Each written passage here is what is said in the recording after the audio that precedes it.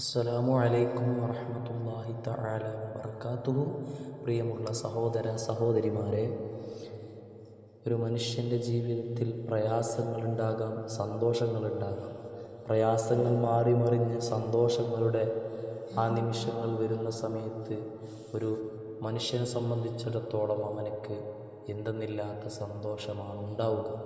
നാം എല്ലാവരും ആത്മാർത്ഥമായി ഒരുപാട് അമലുകൾ ചെയ്യുന്നവരാണ്. പ്രയാസങ്ങൾ വരാതിരിക്കാൻ ഒരുപാട് നല്ല നല്ല അമലുകൾ ചെയ്യുന്നതാണ്.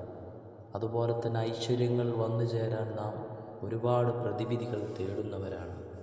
കൂട്ടത്തിലുള്ള ഒരു അമലാണ് നാം ഈ ചെയ്യുന്ന അമല്. സുബ്ഹി നിസ്കാരത്തിന് ശേഷം 3 തവണയാണ് ചൊല്ലേണ്ടത്.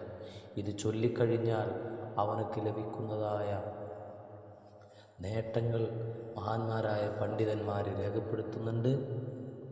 70ഓളം പ്രയാസങ്ങളെ തൊട്ട് അല്ലാഹു സുബ്ഹാനഹു വ തആല അവനെ കാത്തുരക്ഷിക്കുന്നതാണ്. അതുപോലെ തന്നെ അവന് ലഭിക്കാവുന്നതായ സൗഭാഗ്യങ്ങൾ, അതിലേക്കുള്ള വഴി അല്ലാഹു എളുപ്പമാക്കി തരുന്നതാണ്. അപ്പോൾ ഏതാണ് ആ ദുആ എന്നല്ലേ, അല്ലെങ്കിൽ ഏതാണ് ആ ദിക്ർ എന്നല്ലേ, എല്ലാവരും ശ്രദ്ധിക്കുക, കേട്ട് മനസ്സിലാക്കുക, എഴുതി വെക്കുക. അൽഹംദുലില്ലാഹി റബ്ബിൽ ആലമീൻ. സുബ്ഹി നിസ്കാരത്തിന് ശേഷമാണ് ഈ ദുആ നാം ചെയ്യേണ്ടത്.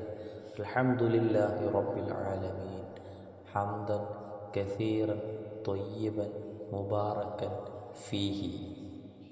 ഹംദൻ കസീറൻ ത്വയ്യിബൻ മുബാറകൻ ഫീഹി എന്ന് അൽഹംദുലില്ലാഹി റബ്ബിൽ ആലമീൻ ഹംദൻ കസീറൻ ത്വയ്യിബൻ മുബാറകൻ ഫീഹി എന്ന ദിക്ർ നാം ആത്മാർത്ഥമായി ചൊല്ലുക. സുബ്ഹി നിസ്കാരത്തിന് ശേഷം 3 തവണ നാം ഇത് ചൊല്ലിയതിന് ശേഷം ആത്മാർത്ഥമായി പ്രാർത്ഥിച്ചാൽ നമ്മുടെ പ്രയാസങ്ങളൊക്കെ അല്ലാഹു മാറ്റിത്തരുന്നതാണ്. ആദ്യമായി കൊണ്ടാണ് എല്ലാവരും എൻ്റെ ഈ ചാനൽ കാണുന്നത് എങ്കിൽ പ്രിയമുള്ളവരെ, എല്ലാവരും ഈ ചാനൽ സബ്സ്ക്രൈബ് ചെയ്യുക, മറ്റുള്ളവരിലേക്ക് ഷെയർ ചെയ്യുക. അതുപോലെ ഇത്തരത്തിലുള്ളതായ അറിവുകൾ ലഭിക്കുന്നതിന് വേണ്ടി സബ്സ്ക്രൈബർ ചെയ്ത് അതുപോലെ തന്നെ ബെല്ലൈക്കൺ എനേബിൾ ചെയ്യുക. നല്ല നല്ല കമൻസുകളും ലൈക്കുകളും തന്ന് നമ്മുടെ ഈ ഇസ്ലാമികപരമായ ചാനലിനെയും മറ്റുള്ള ചാനലുകളെയൊക്കെ നാം സപ്പോർട്ട് ചെയ്യുക.